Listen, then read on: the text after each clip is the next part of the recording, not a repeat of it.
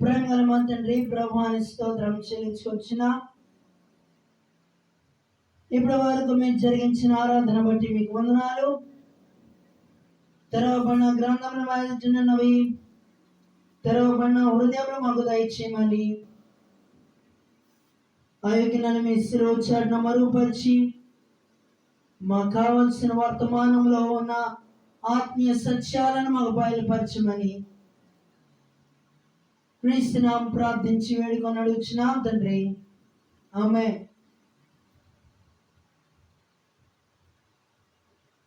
మన ప్రభువును ప్రియరక్షకుడైన యేసుక్రీస్తు వారి మహాపరిశుద్ధ ఘనమైన నామములో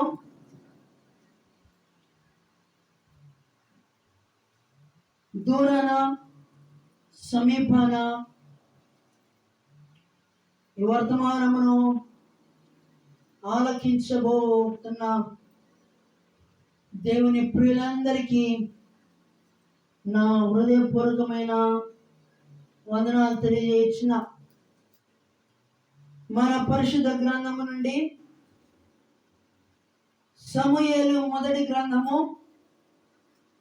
మొదటి అధ్యాయము మొదటి నుండి కొన్ని వచనములను మనం ధ్యానించుకొనబోతున్నాం. వినొచ్చిన వారు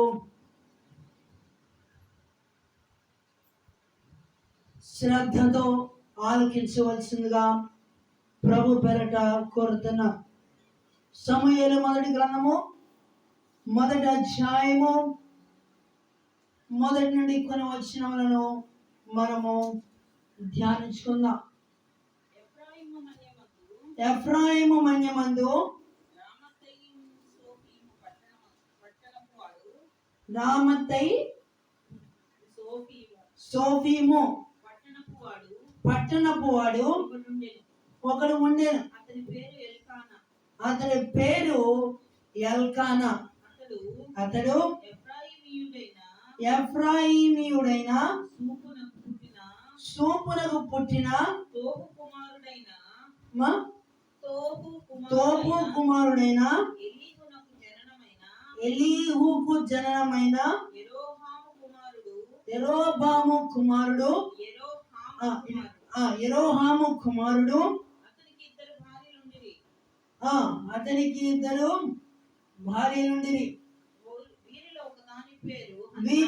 వీరిలో ఒక దాని పేరు హన్న, రెండవ దాని పేరు పెనిన్న. పెనిన్నకు పిల్లలు కలిగిరి గాని హన్నాకు పిల్లలు లేకపోయిరి. ఇతడు షిలోహు మందున్న సైన్యముల కటిపతియగు యెహోవాకు మ్రొక్కుటకును బలి అర్పించుటకును ఏటేటా తన పట్టణము దుడిచి అచ్చటికి పోవచుండెను. ఆ కాలమున ఏలీ యొక్క ఇద్దరు కుమారులకు హోప్ని ఫీనెహాసును యెహోవాకు యాజకులుగా ఉండిరి. ఎల్కానా తన బలి అర్పణ చేసిన నాడు తన భార్యకు పెనిన్నాకును దాని కుమారులకును పాళ్ళు ఇచ్చుచు వచ్చింది గాని అన్న తనకు ప్రియముగా ఉన్నందున ఆమెకు 2 పాళ్ళు ఇచ్చుచు వచ్చెను. యెహోవా ఆమెకు సంతు లేకుండా చేసెను. యెహోవా ఆమెకు సంతు లేకుండా చేసి ఉన్న హేతువును బట్టి ఆమె వైరియగు పెనిన్న ఆమెను విసిగించుటకై ఆమెకు కోపము పుట్టించుచు వచ్చెను. ఎల్కానా ఆమెకు ఏటేటా ఆ రీతిగా చేయించి ఉండగా అన్న యెహోవా మందిరమునకు పోవునప్పుడల్లా అది ఆమెకు కోపము పుట్టించెను గనుక ఆమె భోజనము చేయక ఏడ్చుచూ వచ్చెను. ఆమె పెనిమిటి అయిన ఎల్కానా, అన్నా నీవెందుకు ఏడ్చుచున్నావు? నీవు భోజనము మానుటయ్యేలా నీకు మనోవిచారము ఎందుకు కలిగినది? 10 మంది కుమారుల కంటే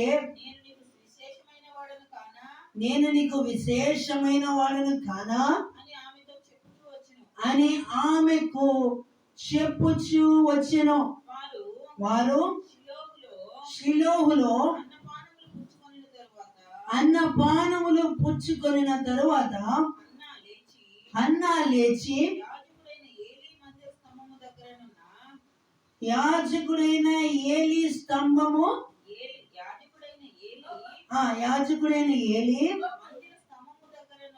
మందిర స్తంభము దగ్గరనున్న ఆసనము మీద కూర్చొని ఉండగా బహు దుఃఖాక్రాంతురాలై వచ్చి యెహోవా సన్నిధిని ప్రార్థన చేయుచు బహుగా ఏడ్చంచాలమ్మా. ఈ వాక్యములో ఉన్న ముఖ్యమైన సారము, ముఖ్యమైన విషయాలు ఏంటంటే,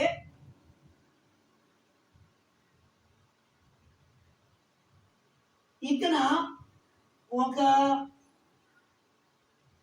కుటుంబం కనబడుతుంది. అందులో ఎల్కానా ఆ ఇంటికి యజమాని. ఆ ఇంటి యజమానికి 2 జీవిత భాగస్వాములు ఉన్నారు.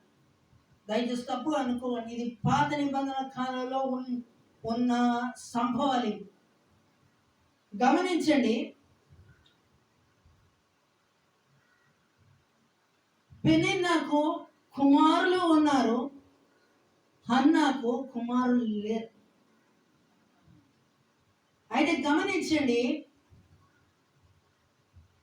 దేవుని వాక్యము సూటిగా సెలవిస్తుంది ఏంటంటే, సంతు లేని దానిని ఏం చేస్తారంటే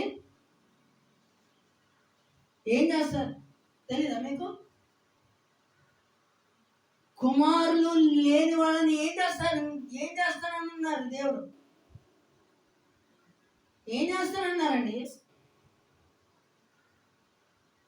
ఇంటికి తల్లులుగా, కుమారులు ఉన్న తల్లులుగా చేస్తానని దేవుని వాక్యం సెలవిస్తుంది.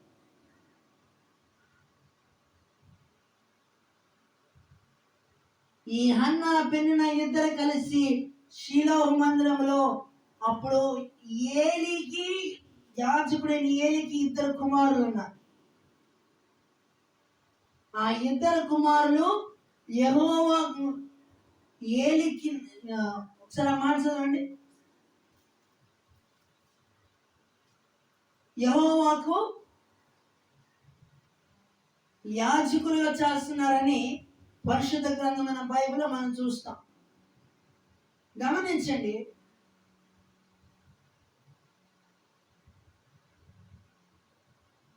పెనిన్నాకు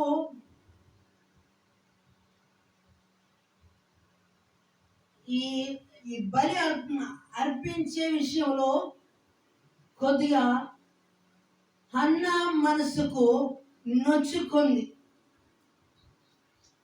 పెనిన్నాకి 2 పాళ్ళు బలి అర్పిస్తున్నారు, నా విషయంలో ఎందుకు ఇంత ఇట్లా చేస్తున్నారని ఆమె మనసు నొచ్చుకొని ఆమెకు కోపం వచ్చింది. షిలోహు మందిరానికి వెళ్ళిన ప్రతిసారి కోపం వచ్చింది. తర్వాత ఒకానొక దినమున తన మనసులో ఉన్న బాధ అంతా దేవుని సన్నిధిలో కుమ్మరించుకుంది. అయ్యా, సైన్యములకు అధిపతియగు యెహోవా, నీ సేవకురాలనైన నాకు కలిగి ఉన్న శ్రమను చూచి నీ సేవకురాలనైన నన్ను మరొక జ్ఞాపకము చేసుకొని నీ సేవకురాలనైన నాకు మగ పిల్లను దయచేసిన ఎడల వాని తల మీదకి క్షవరపు కత్తి ఎన్నటికి రానియక వాడు బ్రతుకు దినములన్నిటను నేను వానిని యెహోవాకు నీకు అప్పగింతునని మ్రొక్కుబడి చేసుకొనెను. గమనించారా ఈ మాటలు? మంగలి కత్తి. మనం ఒక చోట మనం విన్నాం. ఎక్కడ చెప్పండి? Very good.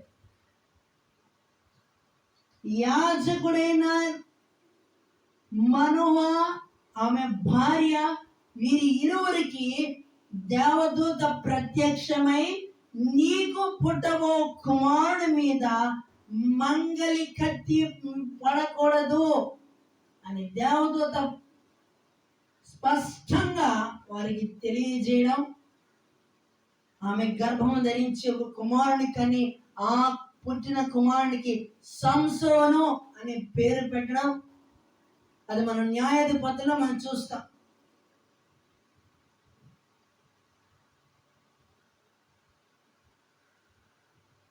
అయ్యా, నీ సేవకుడమైన నీ ఎదుట నా మనసులో నా బాధంతా కుమరిస్తున్నాను.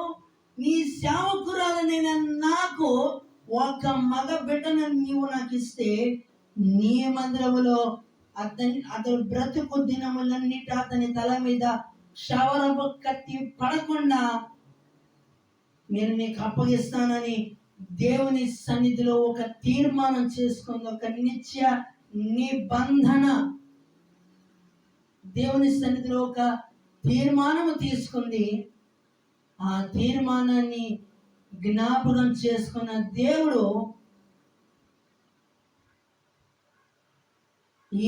యాజకుడైన ఏలికి అర్థం కాలేదు. ఎన్ని పద్దాలు వచ్చి ఏడుస్తుంది, ఏమో పద్దాలు ఎందుకు ఏడుస్తున్నావు అని అన్నప్పుడయ్యా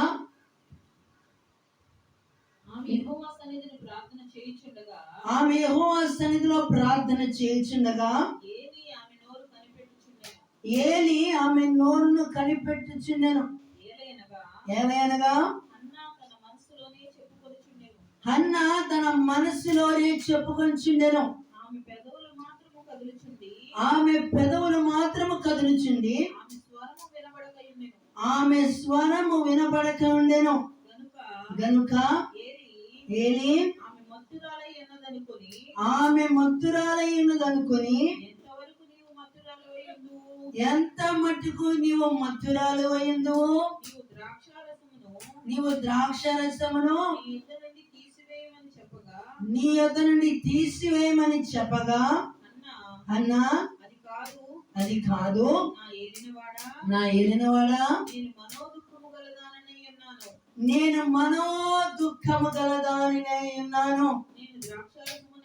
నేను ద్రాక్షారసమునైనను మద్యమునైనను పానము చేయలేదు, కానీ నా ఆత్మను యెహోవా సన్నిధి కుమ్మరించుకొనుచున్నాను. నీ సేవకురాలనైన నన్ను పనికి మాలిన దానిగా ఎంచవద్దు. అత్యంతమైన కోప కారణము బట్టి బహుగా నిట్టూర్పులు విడుచుచు నాలో నేను దీనిని చెప్పుకొనుచుండెను. అంతటా ఏలి నీవు క్షేమముగా వెళ్ళుము. ఇశ్రాయేలు దేవునితో నీవు చేసుకొనిన మనవిని ఆయన దయచేయునుగాక అని ఆమెతో చెప్పగా ఆమె అతనితో నీ సేవకురాలనైన నేను నీ దృష్టికి కృపనందునుగాక నేను. తరువాత ఆ స్త్రీ తన దారిన వెళ్ళిపోయి భోజనము చేయుచు నాటి నుండి. ఈ మాట మీ బైబిల్ అండర్లైన్ చేసుకోండి. కుమారులు లేరు, కుమార్తెలు లేరు అని బాధపడుతున్న వారులారా, ఈ సంవత్సరము పూర్తవక మునుపే దేవుడు మీకు కుమారులను కుమార్తెలను దేవుడు మీకు అనుగ్రహించునుగాక.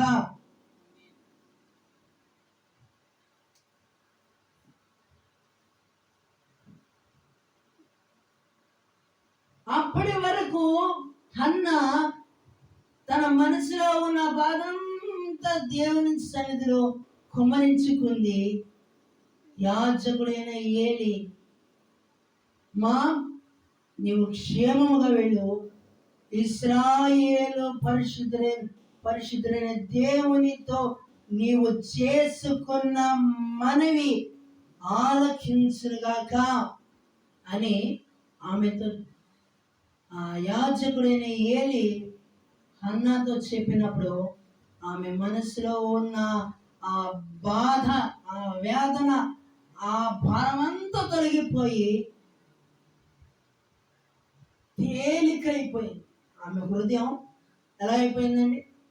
తేలికైపోయింది.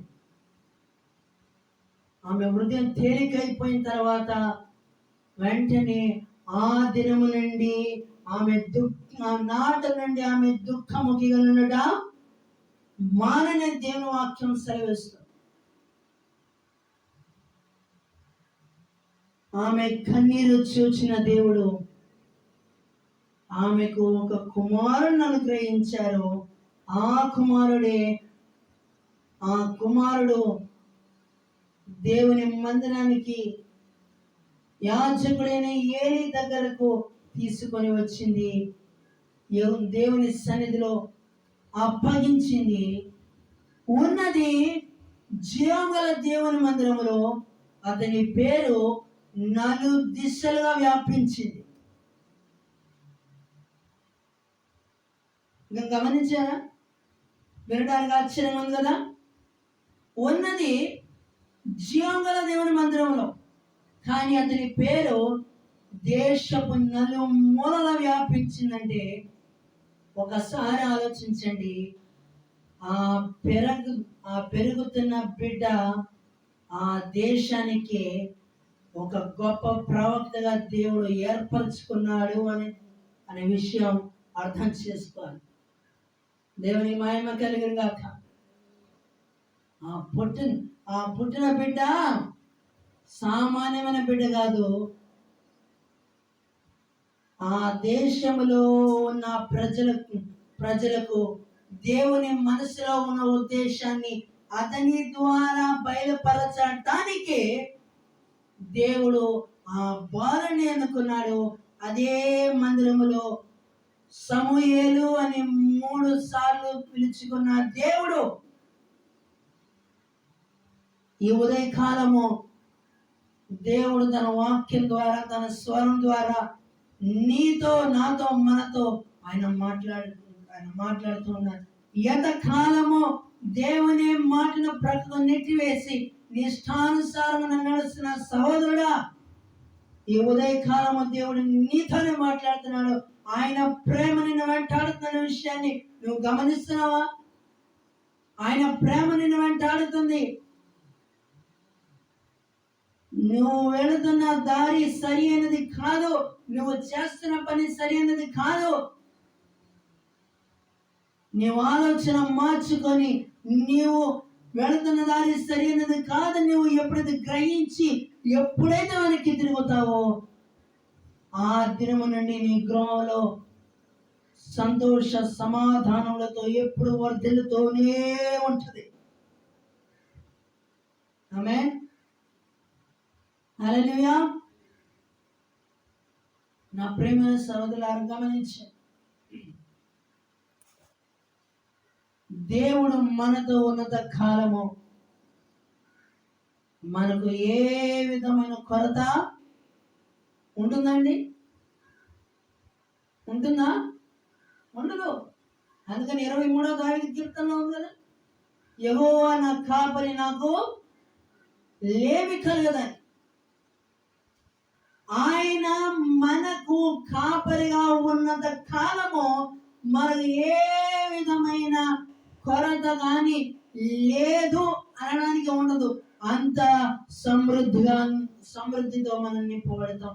సమృద్ధి జీవముతో ఆయన మనలను పోషించే దేవుడు కానీ కరువుకు అప్పగించే దేవుడు కానే కాదు. నా ప్రియమైన సోదరులారా గమనించండి, అన్న తన మనసులో ఉన్న దుఃఖమంతా దేవుని సంధిలో కుమరించుకుంది. ఆమె చేసిన మనవి, ఆమె కన్నీటిని చూసిన దేవుడు ఆమెకు ఒక ప్రవక్తను అనుగ్రహించారు. ఆ ప్రవక్తే ఆ దేశంలో ఉన్న ప్రజలకు దేవుని మనసులో ఉన్న మాటను బయలుపరిచే ఒక శక్తివంతమైన ప్రవక్తను దేవుడు హన్నాకు అనుగ్రహించాడు. దేవునికి మహిమ కలుగును గాక. కుమారులు లేదని, కుమార్తె లేదని బాధపడుతున్నారా? ఈ దినమే మీరు ఎక్కడ ఉన్నారో అక్కడ మోకరించి దేవుని సన్నిధిలో మీ హృదయంలో ఉన్న వేదనంతటిని దేవునితో పంచుకోండి.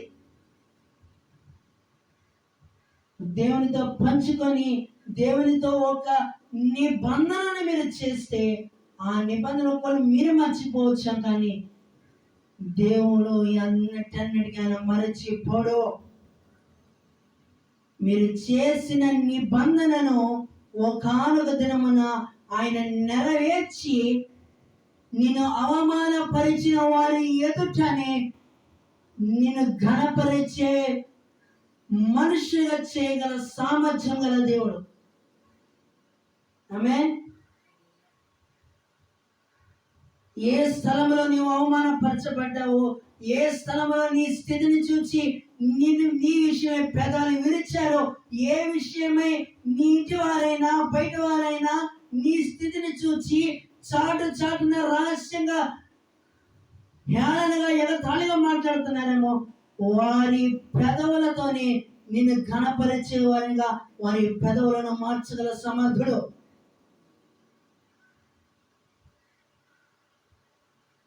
నాకు అసాధ్యమైనది ఏదైనా కలదా అని ఆనాడు అబ్రహాముతో మాట్లాడిన దేవుడు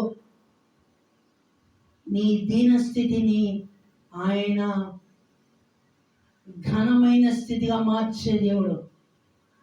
ఈ రోజున నీవు నేను ఆరాధిస్తున్న జీవం గల దేవుడు. నా ప్రియమైన సహోదరులారా, ఆరంభంలో దుఃఖంతో రోజులు గడుపుతున్న హన్న తన జీవితంలో ఒకానొక దినమున మలుపు తిరిగింది. ఆ మలుపే ఆమెకు కుమారుని దేవుడు అనుగ్రహించాడు. ఆ కుమారుడే ఆ దేశానికి ఒక గొప్ప ప్రవక్తగా దేవుడు ఎన్నుకున్నాడు, ఏర్పరచుకున్నాడు. ఆ ప్రవక్త ద్వారా ఇశ్రాయేలు దేశానికి మొట్టమొదటి రాజుగా సౌలును ఆ సమూయేలు ప్రవక్త ద్వారా పట్టాభిషేకము చేయబడ్డారు. ఈ రోజున నీ కుమారులను నీవు దేవుని చేతికి నీవు అప్పగించినప్పుడు, దేవునితో నీవు నిత్య నిబంధన చేసుకున్నప్పుడు, ఆ నిబంధనను నీవు దేవుని నీ కుమారులను నీ కుమార్తెను దేవుని చేత అప్పగించి చూడండి. వారు ఈ ఉన్న స్థలాన్ని అనేక మంది నశించిపోతున్న ఆత్మలను సంపాదించే ఆత్మల జాలరులుగా దేవుడు చేయగల సమర్థుడు. అందుకని ఒక తల్లి అంది, అందుకని ఒక మిషనరీ అన్నారు, నా తల్లి వంటి ప్రార్థన పరురాలు కనుక ఉంటే, మళ్ళీ చెప్తున్నాను జాగ్రత్త వినండి, నా తల్లి వంటి ప్రార్థన పరురాలు కనుక ఉంటే ఈ లోకంలో కోర్టులు పోలీస్ స్టేషన్లు ఉండవు అని చెప్పారు ఒక మంచి దైవజనులు.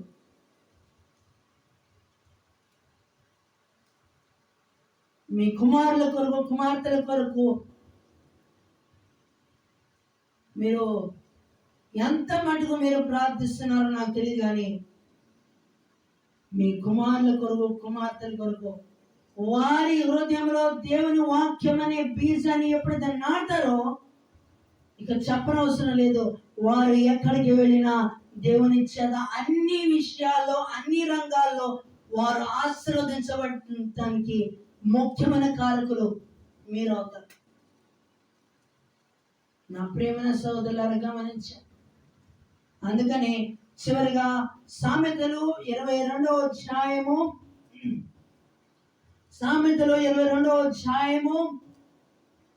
6వ వచనం,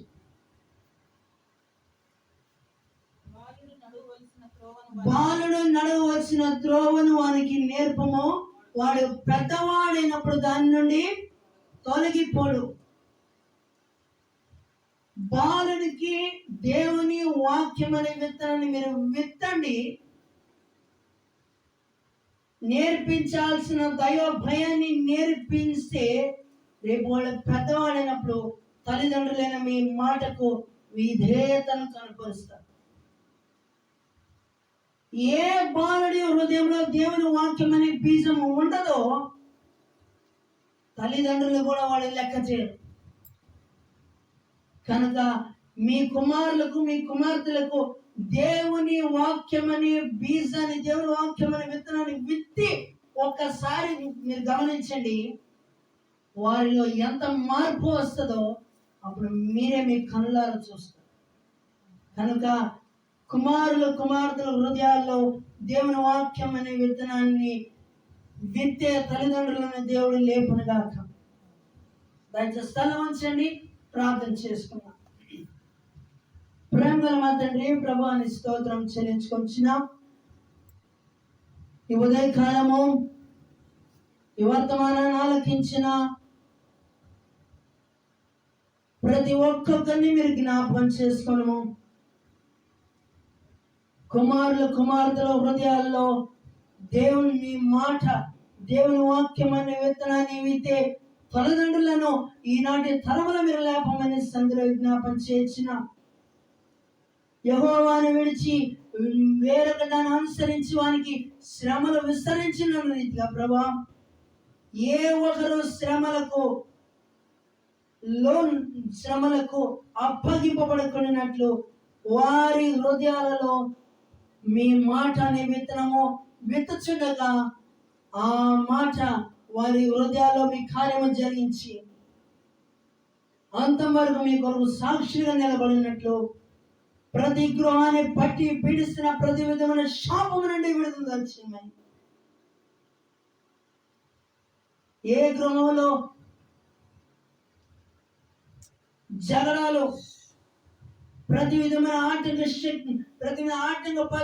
శక్తులను బంధించి మీ ఆత్మతో నింపి సంతోష సమాధానములతో ఎల్లప్పుడూ వర్ధిల్ల గృహంగా చేయమని ఈ వినియోగ వర్తమానం అనేక మంది హృదయాలను ముద్రించమని క్రీస్తు నామమున ప్రార్థించి వేడుకొని అడుగుచున్నాం తండ్రి. ఆమేన్.